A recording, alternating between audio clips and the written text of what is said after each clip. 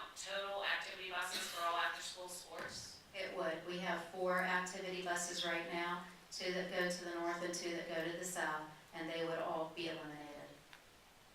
Okay, my personal thoughts is this might scare some of your students away. You might be bringing kids from the north just because they are in sports, and that's what's keeping them here. And both ends of the valley are 2-income families, the majority of us, and to try and get kids transported back and forth to multiple different sports, you might end up losing more students over this move than gaining.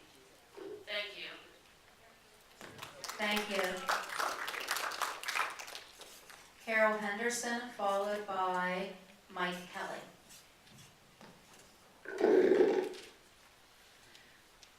Referring to your slide 12, it was the last slide of your budget presentation, you show better than $500,000 in taxes and deficit.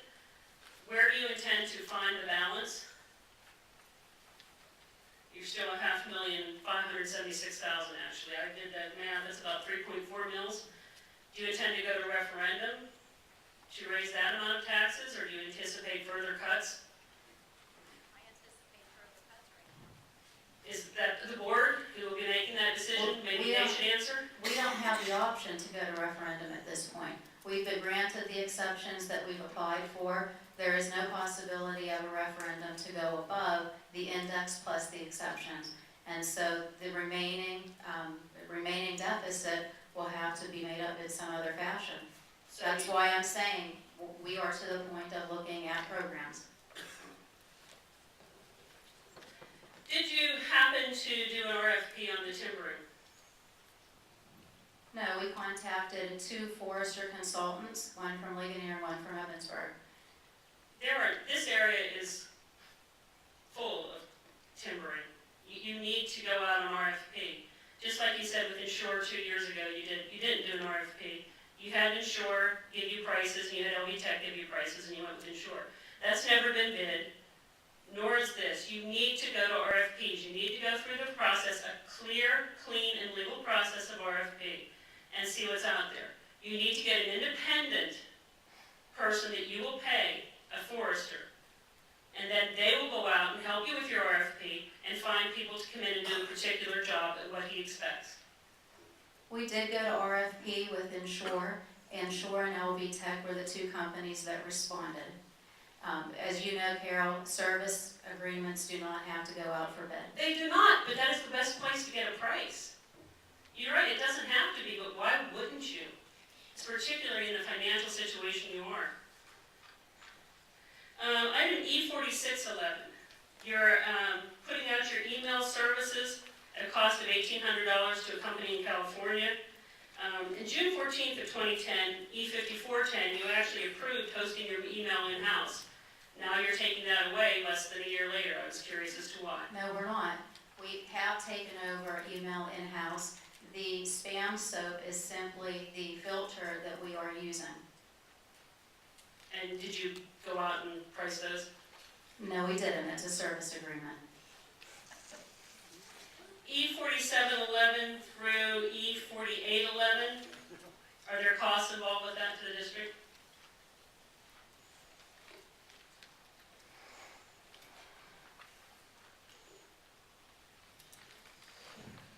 E47 is a required student assistant program agreement that we really have no choice but to enter. The costs are not through the SAP agreement that's being approved tonight. The costs are through needing to have teachers trained down the road. But this is a state requirement. We have to have SAP teachers. E4811 is a linkage agreement. This was tabled from last month. When the Adelphi partial hospitalization program contract was approved, I believe 2 months ago, they had inadvertently left off the linkage agreement. The cost is associated with the initial contract. There is no cost affiliated with the linkage agreement. All the linkage agreement does is ensures that Adelphi and Ligonier Valley School District make the best choices for children. And E49, I didn't ask about E49. I'm sorry, I thought you did. What was the No, other one you asked? I'd like to ask, it says the agreement is $750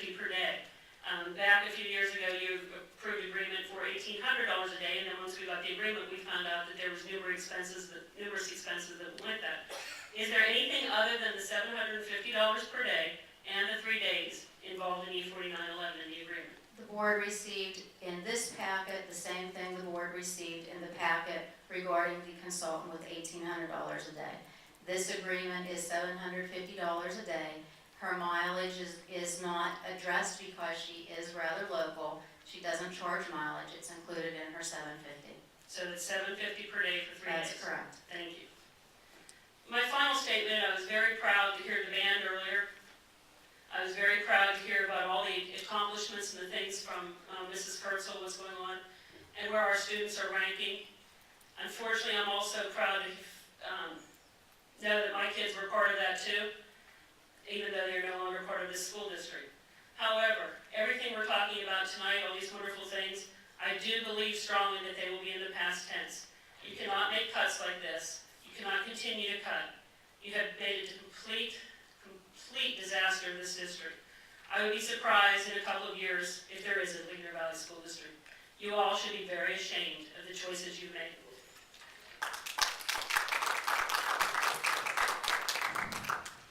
I did want to clear up one thing before the next speaker. With regard to the timber contract, the consultant is only there to, if the board decides to do a select cut, which has been discussed, to take care of marking the timber for sale.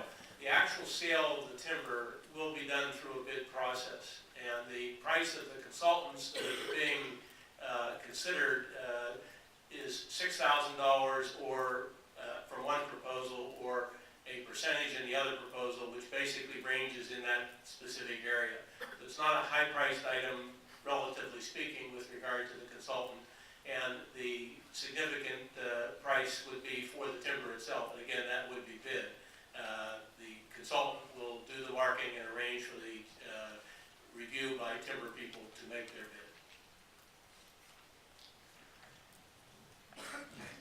Mike Kelly, followed by Kevin McLaughlin. Mike Kelly, St. Clair Township. I heard you mention, Dr. Oldham, that the 2 express buses will be canceled. I don't see it here on the thing, what it breaks down to, what the savings would be from that. No, I didn't refer to the express buses. I referred to the 4 activity buses, and then there will be 1 bus and 1 van that will be eliminated. Okay, so the express buses are still on then? Right now, it's not been determined which bus. We're looking at potential routes and bus loads. Okay, well, months ago, I made a recommendation that even with the express buses, that we're looking at over an hour of transport time for these students, and I was right. It's an hour and 5 minutes on a good day, longer in the wintertime. But just so you know, I'm glad it's not on here yet, and I recommend you do not do that. I hope you listen this time. Because if you take those buses away, you're going to have on another 20 minutes. People are going to look at that from our end and say, well, my kids are going to be on the bus now to and from nearly 3 hours a day.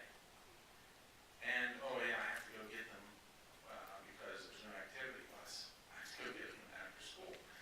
It's